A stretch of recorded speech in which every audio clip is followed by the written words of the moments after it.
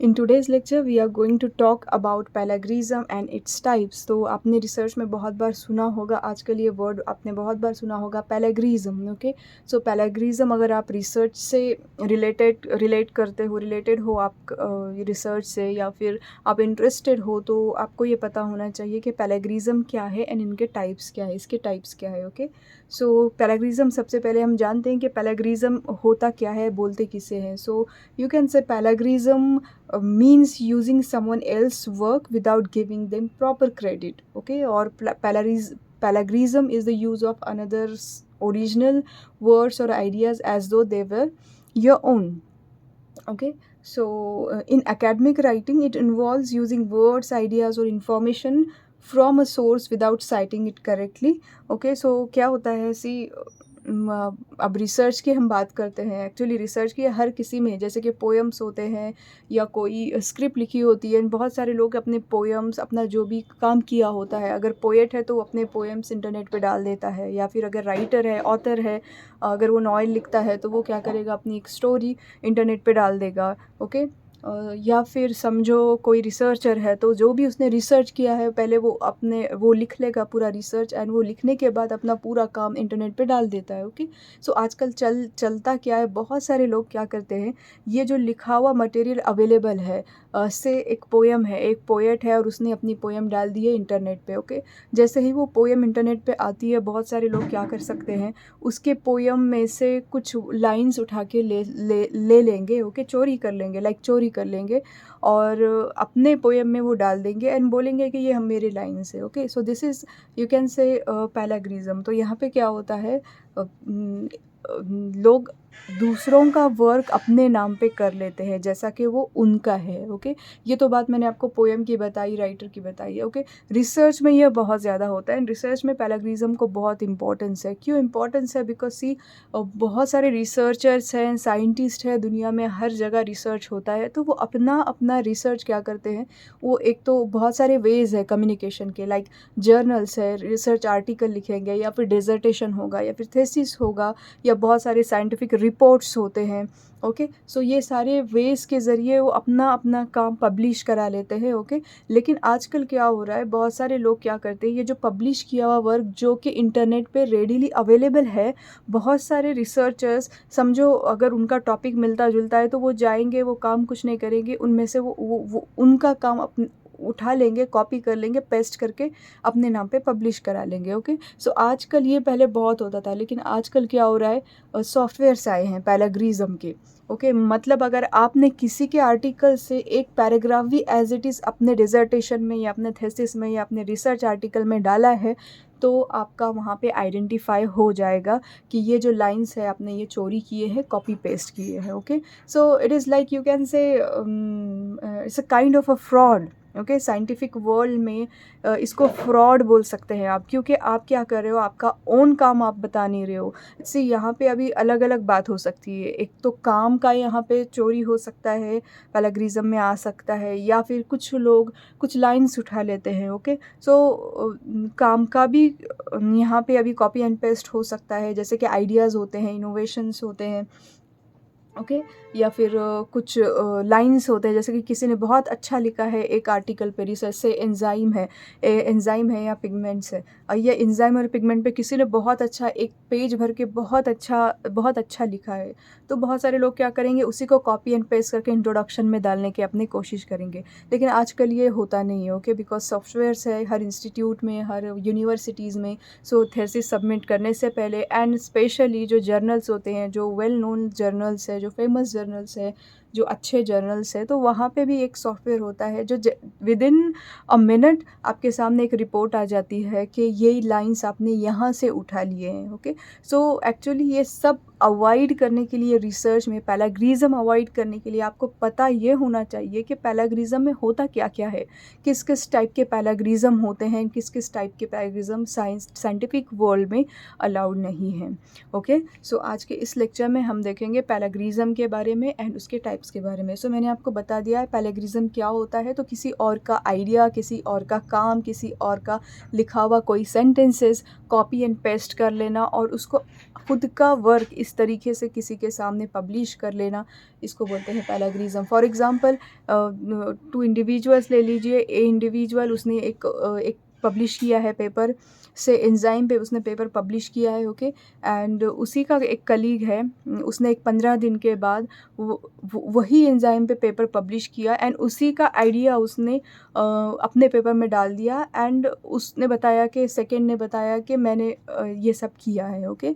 या फिर उसी का इंट्रोडक्शन उसने कॉपी किया। अभी बहुत सारे लोग होते हैं जिन्हें लिखना नहीं आता, ओके, या फिर लेज़ी होते हैं, तो वो क्या कर लेते हैं, किसी और का इंट्रोडक्शन का पूरा 1 पैराग्राफ, 2 पैराग्राफ या फिर 1 पेज कॉपी कर लेंगे एंड रिसर्च आर्टिकल भेज देंगे for the publication, okay.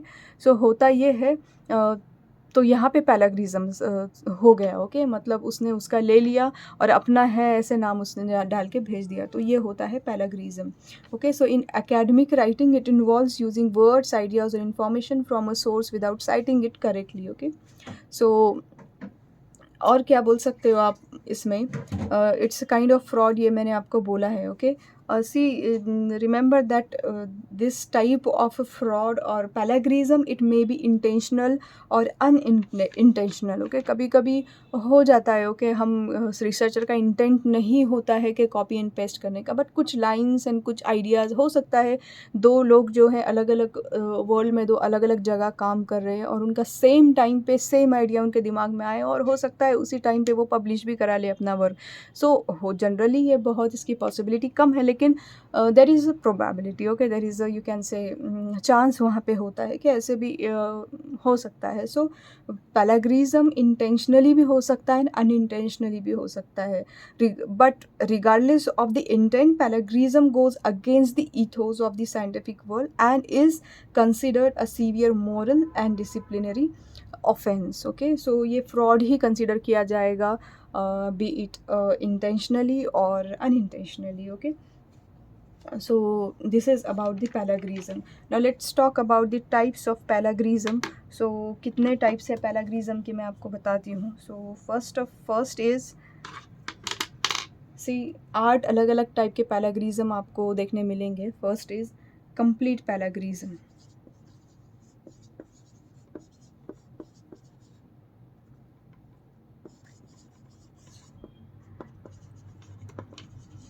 Now this complete plagiarism it is also called as, इसे बोला जाता है ग्लोबल पैलागिरिज्म। अभी इसमें क्या होता है कंप्लीट पैलागिरिज्म में एंड ग्लोबल पैलागिरिज्म में, जो राइटर होता है वो क्या करता है, पूरा क्या पूरा किसी का वर्क पूरा क्या पूरा कंप्लीट एक जो मैन्युस्क्रिप्ट होती है वो पूरी की पूरी उठा लेता है और सिर्फ नाम चेंज करता है। मीन्स किसी और का है लेकिन वो नाम चेंज करके खुद का डालेगा और वो सबमिट कर देगा, okay. So this is complete plagiarism. यहाँ पे पूरा क्या पूरा वर्क किसी का उठा लिया है उसने और अपने नाम पे डाल दिया है, okay. So remember this is most severe form of plagiarism, okay, most severe form of plagiarism and it is as good as stealing, okay, and it occurs when a writer submits someone else's work in their own name, okay। so क्या होता है इसमें, researcher takes a manuscript or study that someone else created, okay, and submit it under his or her name, okay।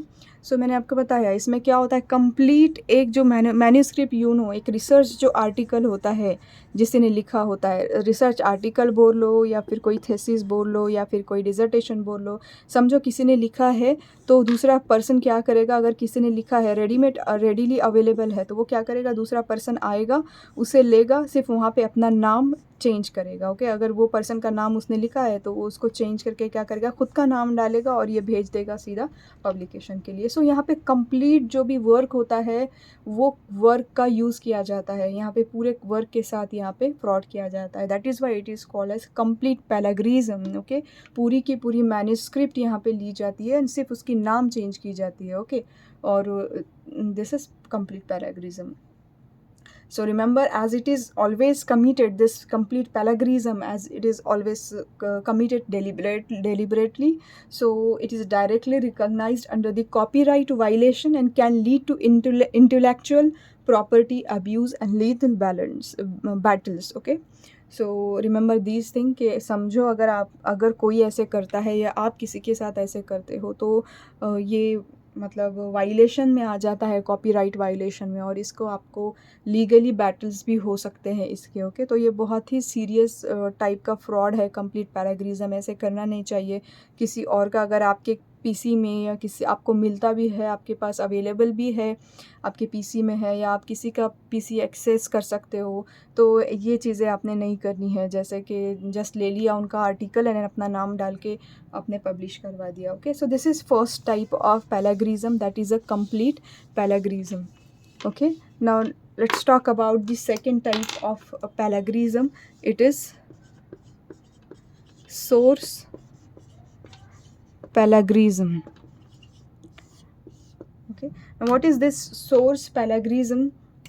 See, in this case, in this type of a plagiarism, जो author होता है वो mislead करता है। Okay, जो sources होते हैं उसको मिसलीड करता है। So it happens when author try to mislead the sources. Okay, and it also happens when researcher, you can say researcher references a source that is incorrect. Okay, sources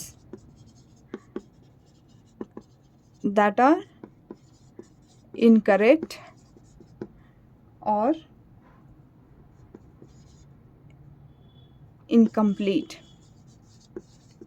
okay, तो ये दो चीज़ें होती है। जो sources use करेगा author, तो वो क्या होंगे, एक तो इनकम्प्लीट होंगे या फिर इनकरेक्ट होंगे, या इसको बोलेंगे इनएक्यूरेट, वही होगा। Okay, inaccurate. सो समझो, अभी इसका मतलब बताती हूँ मैं आपके। सोर्स जो होता है, ऐसी जब भी अब आप रिसर्च से अगर आप हो तो आपको पता होगा सोर्सेस। हम कोई भी रिसर्च आर्टिकल हम लिखते हैं या कुछ भी डिसर्टेशन थीसिस हम लिखते हैं तो हम बहुत सारे साइटेशन ले लेते हैं। ओके, किसी और का कुछ आइडिया या फिर किसी और के सेंटेंसेस अगर हम ले लेते हैं, किसी और के रिजल्ट्स अगर हम ले लेते हैं, तो हम क्या करते हैं, ओके, मीन्स आप वहाँ पे साइटेशन दे देते हो।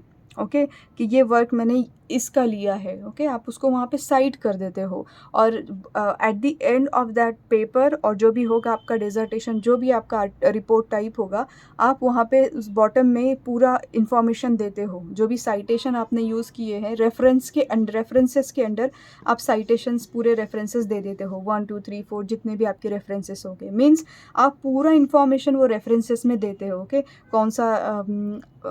कौन ऑथर्स थे, ईयर कौन सा था, देन जर्नल कौन सा था, ओके, पेपर का नाम क्या था, पेज नंबर कौन से थे वो जर्नल में, ये सारी इन्फॉर्मेशन आप देते हो। लेकिन इस टाइप में पैराग्रीजम में, सोर्स बेस्ड पैराग्रीजम में लोग क्या करते हैं, साइटेशन तो दे देते हैं, लेकिन जब रेफरेंसेस जब सोर्स वहाँ पे उनको लिखना होता है, तो ये जो सोर्सेस ये देते हैं ना रेफरेंस में, यहाँ पे वो ऐसे सोर्स देते हैं जो एग्जिस्ट ही नहीं करते। जैसे कि कुछ भी नाम दे देंगे जो एग्जिस्ट ही नहीं करते, किसी के भी नाम बना देंगे, दिल से नाम बना देंगे, दिल से जर्नल लिख देंगे, दिल से पेज नंबर बना देंगे। ओके, पब्लिश भी हुआ नहीं है एंड कुछ भी नहीं हुआ, तो जो नॉन एग्जिस्ट है ऐसे भी वहाँ पे सोर्सेज देंगे। Means that author is trying to mislead. Okay, और यहाँ पे बोल सकते हैं एक इनअक्यूरेट और इनकरेक्ट इन्फॉर्मेशन वहाँ पे वो प्रोवाइड कर रहा है। और समटाइम्स सेकेंड टाइप में क्या करेगा, वो इनकम्प्लीट जो सोर्स होगा उसका इन्फॉर्मेशन देगा। जैसे कि सिर्फ ऑथर के नेम दे देगा एंड उसके आगे no journal name, no title of that paper, okay, no year, okay, ये कुछ भी नहीं देगा। तो ये दो वेज से यहाँ पे पैराग्रीजम होता है।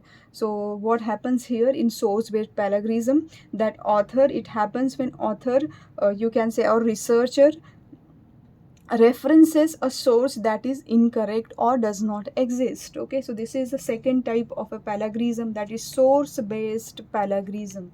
Okay, now let's talk about the third type of a plagiarism, that is a direct पैराग्रीजम।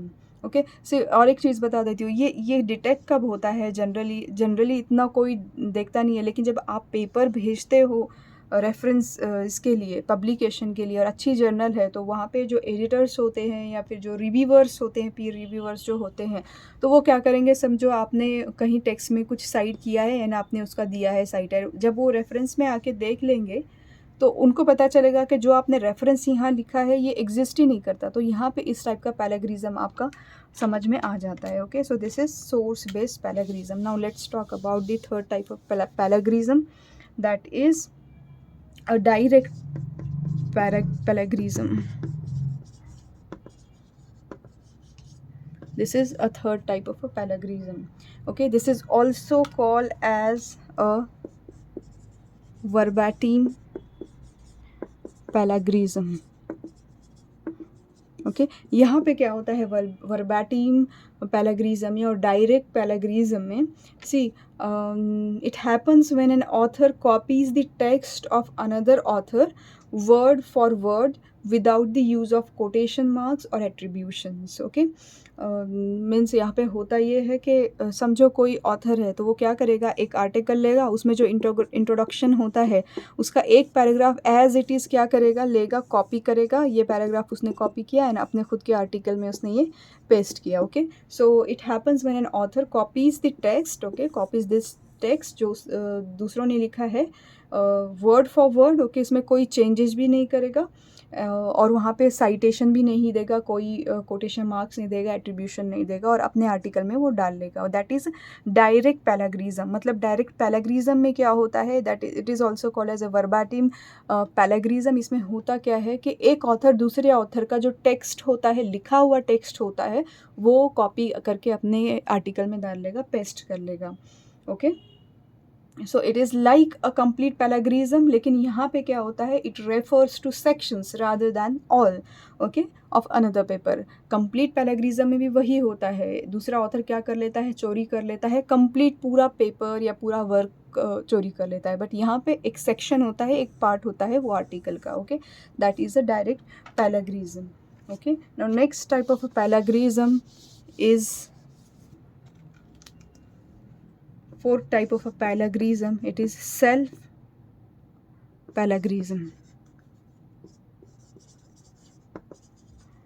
Okay, self, it is also called as auto plagiarism. Okay, अब यहाँ पे क्या होता है, देखो अभी आप यू कैन अंडरस्टैंड, इससे जो इस सेल्फ एंड ऑटो है आपको समझ गया होगा। तो यहाँ पे क्या होता है, it happens when an author reuses significant portions of his or her previously published work without citation. okay, मतलब यहाँ पे जो ऑथर होता है खुद का ही वर्क क्या करता है, फिर से यूज़ कर लेता है एक नए आर्टिकल में। ओके, मतलब सेल्फ खुद ही का काम है और वो क्या कर रहा है, जैसे कि अगर मैंने कुछ काम किया है 2 साल पहले, मैंने एक पेपर काम करके, एक प्रोजेक्ट करके या फिर कुछ रिसर्च करके एक पेपर पब्लिश किया है, ओके, एंड 2 साल के बाद फिर मैं क्या कर रही हूँ, वही काम, मेरा खुद का काम जो मैंने खुद का किया है, वही काम मेरे ही आर्टिकल में मैं डाल रही हूँ। काम बोल लीजिए या फिर सेंटेंसेस बोल लीजिए। ओके, अब यहाँ पे मैं खुद का यूज़ कर रही हूँ, लेकिन अगर वहाँ पे मैं अपना खुद का भी साइटेशन दे दूँ तो दैट इज़ ओके। साइटेशन अगर आप दे रहे हो कि ठीक है ये वर्क मैंने लिया है वहाँ से जो मैंने पहले पब्लिश किया है काम, ओके, आप उसकी रिपोर्टिंग दे रहे हो, साइट कर रहे हो, तो दैट इज़ ओके। बट अगर वहाँ पे आप साइटेशन नहीं दे रहे हो, ओके, आप वहाँ पे बता नहीं रहे हो कि ये काम मैंने पहले ही किया था, तो वो पैराग्रिज्म में आ जाता है। ओके, सो सी ये आपको थोड़ा अलग लगेगा, सरप्राइजिंग लगेगा, but it is a fact and it is a truth. Okay, कि ऐसा भी होता है, अगर आप खुद का भी वर्क लेते हो एंड फिर से इंक्लूड करते हो आपके आर्टिकल में without citing that part, okay, तो वहाँ पे आप पैराग्रिज्म में आ जाओगे। Now see, the biggest reason why self-plagiarism is a deception is because you are trying to claim credit for something that you have already received credit for. Okay, so this is the reason. Okay, आप ऐसी मतलब सी, अगर एक author है वो हर 2 साल को एक पेपर पब्लिश करता है, ओके, एंड रिपीटेड वही पार्ट अगर वो लेता जाएगा, पूरी ज़िंदगी भी वही डालता जाएगा, तो वो उसका कोई मतलब है नहीं। अगर पैराग्रिज्म के सॉफ्टवेयर नहीं हो तो ये बहुत ईज़ी बन जाता है। वो राइटर क्या करेगा, 2 साल पहले जो वर्क किया है फिर से वही लेगा एंड पब्लिश कर देगा, फिर 2 साल के बाद वही पब्लिश कर देगा। ओके, खुद का ही है, चोरी नहीं कर रहा है, बट मतलब जिसका क्रेडिट ऑलरेडी उसको मिल चुका है वो फिर से बता नहीं सकता। आप एग्ज़ाम्पल ले सकते हो, जो अवार्ड्स होते हैं, अभी सबसे बड़ा अवार्ड नोबेल प्राइज़ होता है, ठीक है? अभी एक अगर साइंटिस्ट है, उसको ऑलरेडी एक काम पे नोबेल प्राइज़ मिल चुका है, तो आगे उसको वही काम पे कोई उसको एक्नॉलेज करेगा क्या? नहीं करेगा। बोलेंगे कि ये तो इसका पहले ही काम है एंड इसको हमने क्रेडिट दे चुके हैं हम लोग, ओके? सो इस तरीके की बात होती है। सो ये रीज़न होता है why this is, you can से it is a kind of fraud, okay? So this is about the self or auto plagiarism. Now next type of a plagiarism is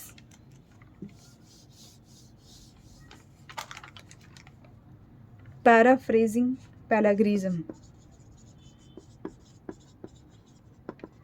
Okay, paraphrasing plagiarism. You can say this is the most common types of plagiarism. Okay, now it refers to when an author copies ideas, thoughts and inferences and then rephrases sentences with minor changes and then claims ownership.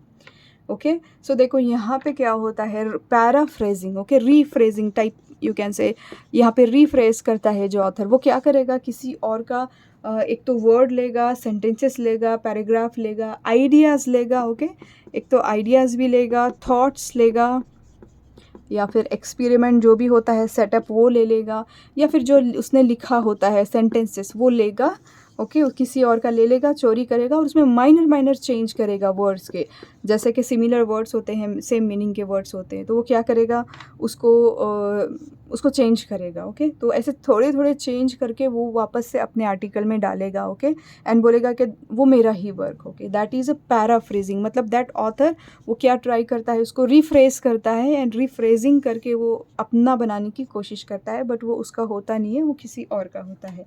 That is a paraphrasing plagiarism, okay. So see in verbatim plagiarism, direct plagiarism की जो हमने बात की उसी में भी वही होता है।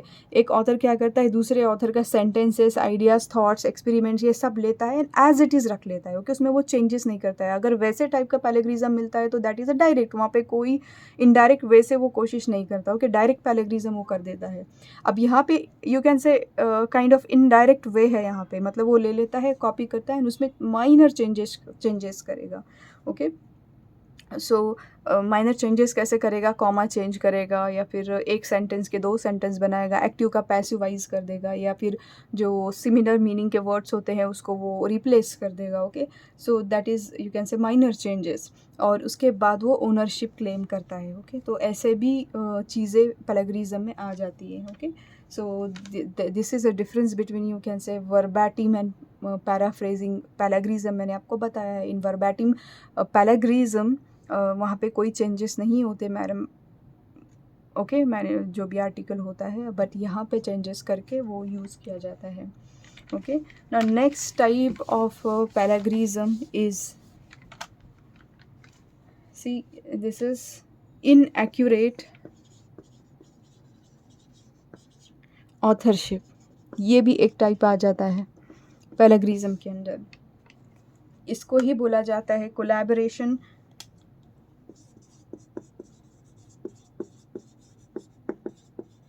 प्लेगरिज्म, और इसको आप और बोल सकते हो मिसलीडिंग एट्रीब्यूशंस, ओके। तो यहाँ पे क्या होता है, सी इनएक्यूरेट ऑथरशिप, अभी आपको समझ चुका होगा नाम से, इनएक्यूरेट ऑथरशिप, ओके। ऑथरशिप ये मतलब ये ऑथर अगर इनएक्यूरेट अगर आप देते हो कहीं पे तो वो भी एक प्लेगरिज्म में आ जाता हो। Now see it can happen in 2 ways, यहाँ पे 2 वेज है ये इनएक्यूरेट की ऑथरशिप के जो प्लेगरिज्म होता है। सी पहला, when an individual contributes to a manuscript but does not get credit for it, okay. मतलब कोई रिसर्चर है, वो कंट्रीब्यूट करता है, अपनी मदद करता है, वो प्रोजेक्ट के लिए काम करता है या फिर वो रिसर्च में काम करता है, बट उसको वहाँ पे क्रेडिट नहीं दिया जाता है। फॉर एग्ज़ाम्पल समझो कोई रिसर्च है और वो रिसर्च में 3 लोगों ने काम किया है, ओके? किसी ने एक्सपेरिमेंट्स किए, किसी ने राइटिंग की एंड किसी ने वो लैबोरेटरी का जो भी काम होता है वो सब किया। तो अगर समझो ये 3 में से सिर्फ 2 का ही नाम रिसर्च के आर्टिकल में आ गया और एक को उन्होंने निकाल के फेंक दिया, okay? So that is you can से इट इज़ इनएक्यूरेट ऑथरशिप का पैराग्रिज्म यहाँ पे आ जाता है। When an individual contributes to a manuscript but does not get credit for it. Okay, so this is about the inaccurate authorship plagiarism. Okay, यहाँ पे first way मैंने आपका बताया, when individual contributes but does not get credit for it. Get credit for it. अब ये जो second type है इसका उल्टा होता है। क्या उल्टा होता है? सी when an individual gets a credit, okay, but have not contributed to the work, okay? यहाँ पे क्या होता है, कोई इंडिविजुअल है उसको क्रेडिट तो मिलता है, he gets or she gets that credit, लेकिन उसने कोई काम ही नहीं किया होता है। फॉर एग्जांपल अभी ये तीन ग्रुप का ही ले लीजिए आप, ये जो वर्क किया था 3 लोगों ने, समझो कोई 3 लोग हैं, उन्होंने एक रिसर्च किया है और इन्होंने क्या किया है, पब्लिश करते टाइम और किसी 3 लोगों के नाम डाल लिए जिन्होंने उनके रिसर्च में किसी टाइप की हेल्प ना की थी। मीन्स इनको क्रेडिट तो, ये जो न्यू पीपल है इनको क्रेडिट तो मिल जाता है, बट उन्होंने कोई टाइप का यहाँ पे हेल्प या काम इस रिसर्च में नहीं की थी। Okay, so that is misleading attribution. यहाँ पे क्या किया जाता है, किसी को भी, गलत लोगों को भी क्रेडिट दिया जाता है। तो it is also you can से अ काइंड ऑफ फ्रॉड। ये रिसर्च में ये भी नहीं होना चाहिए कि कोई कंट्रीब्यूट कर रहा है तो आप उसको ऑथरशिप नहीं दोगे या फिर उसको क्रेडिट नहीं दोगे, या फिर जो कुछ करता नहीं है अगर आप उसको क्रेडिट दोगे, तो यहाँ पे ये सभी गलत होता है। तो ये सब फ्रॉड टाइप के काम होते हैं, क्राइम जैसे बोल सकते हो आप रिसर्च में। नॉट एग्जैक्टली क्राइम तो नहीं बोल सकते, बट रिसर्च के वर्ल्ड में, आप साइंटिफिक वर्ल्ड में उसको ऐसे देख सकते हो जैसे कि ये ठीक नहीं है। एक जो कोड ऑफ कंडक्ट होता है रिसर्च का, तो वो वहाँ उसका वायलेशन होता है। जो कोड ऑफ कंडक्ट होता है रिसर्च का, एक वे होता है कंडक्ट करने का, तो वो सारी चीज़ों का, वो रूल्स का ये वायलेशन हो जाता है। Okay, so this is inaccurate authorship और plagiarism. Okay, so this is about the inaccurate authorship and plagiarism. Now next type is plagiarism के बारे में अगर next देखा जाए तो it is mosaic plagiarism. Okay, next type is mosaic plagiarism.